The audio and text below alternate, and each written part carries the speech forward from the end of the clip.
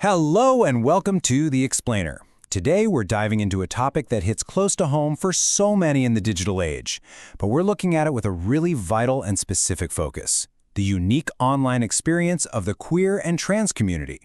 We're going to explore how to protect our wellness in a space that can be both a total refuge and, honestly, a battleground. This quote from our source, Pride Palace, just captures the core conflict so perfectly. For so many queer and trans folks, the internet is this double-edged sword, right? It's a lifeline, and at the same time, it is a massive source of exhaustion. It's where we find our people, we find our voice, but it can also just wear us down completely. So this explainer is all about navigating that tension. So here's how we're going to break it down. First, we'll talk about that digital double-edged sword. Then, we'll get into why this whole thing is different for us. After that, a quick check of your own digital pulse. Then we'll get into a practical detox toolkit. And finally, we'll talk about why this is really an ongoing practice. Okay, let's kick things off by just getting on the same page about what a digital detox even is. And don't worry, it's not about throwing your phone in a river, I promise. Yeah, it's so important to see this as a proactive, really positive step, not some kind of total withdrawal. You want to think of it as setting intentional boundaries to protect your energy. Why? So you can show up more authentically for yourself, for your chosen family, and for all the communities you care about. Now, while everyone deals with screen fatigue, the stakes and the stress are often just higher for the LGBTQ+ community.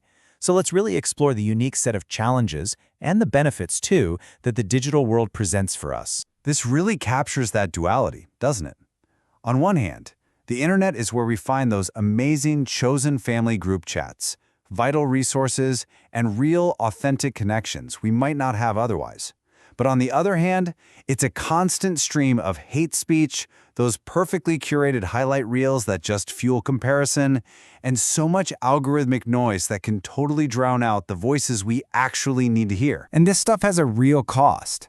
As our source material points out, this isn't just some minor annoyance. It takes a serious mental health toll. I mean, that constant barrage of hate and microaggressions, it can lead to very real spikes in anxiety and depression. That comparison culture can feed imposter syndrome like nothing else, and the algorithms can trap us in these awful echo chambers that make the world feel way more hostile than it is. Okay, so we've talked about the why. Now let's pivot and make it personal. This next section is all about you taking a moment to check in with yourself and your own digital habits. It's such a simple question, right? But it's one we rarely stop to ask ourselves, honestly. So just take a second. How would you answer that for yourself right now? Let's look at some signs that you might need a break. Do any of these sound a little too familiar? Like, is your phone the very first and very last thing you see every single day? Do you ever close an app and just feel worse than when you opened it? Maybe drained or even a little dysphoric? Do you ever look up and realize, whoa, hours have just vanished while you were scrolling? Or do you find your temper flaring up in some random comment section? Just recognizing these patterns is the first most important step. All right, let's shift into solutions, because this isn't about feeling guilty, it's about empowerment. So let's open up our Queer Detox Toolkit and look at some practical, actionable strategies. Here's a super clear 4-step plan. First, audit your apps. Get real with yourself about which ones uplift you versus which ones just trigger distress. Second, set boundaries. This can be so simple, like no screens during meals or for the 30 minutes before bed. Third, and this is a big one, curate your feed. You are the boss here. Unfollow accounts that drain your energy and intentionally seek out supportive queer creators. And fourth, replace the activity. Don't just leave a void where scrolling was. Swap it with something restorative, like journaling, stretching, or even just taking a few deep breaths. So a digital detox for our community, it just has to be different.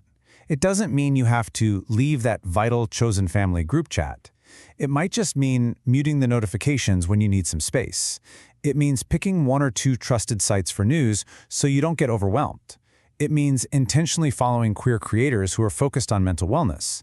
And maybe most importantly, it means being prepared. This right here is absolutely non-negotiable. Before you log off or take any kind of significant break, you need to make sure you have direct links to support services bookmarked and ready to go.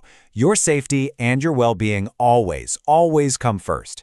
Having resources like the Trevor Project handy is a critical part of doing this responsibly. And hey, if you want some help with this, there are some great tools out there. Apps like Forest can turn your focus time into a little game, while Freedom can literally block distracting websites for you. You can find some really wonderful queer-affirming meditations on Insight Timer, or you could use something like Dailyo to track how your online time is actually affecting your mood. These can be really powerful allies on this journey. So as we start to wrap up, it is so important to frame this correctly. This isn't a one-time cleanse that's going to magically fix everything. It's something much more sustainable than that. You've got to remember that this is a living, breathing practice, not some rigid rulebook. Your needs are going to change. What works for you this week might not be what you need next month. The real goal here is to build a habit of checking in with yourself regularly, just asking, hey, how am I feeling? And being flexible enough to adjust your boundaries as you go. I mean, this really says it all, doesn't it? The whole goal is to put technology back in its proper place. It should be a tool that serves you, a tool that amplifies your joy, your connections, and your real, messy, authentic life. And that brings us to the final question, which is really for you. This isn't just information, it's an invitation.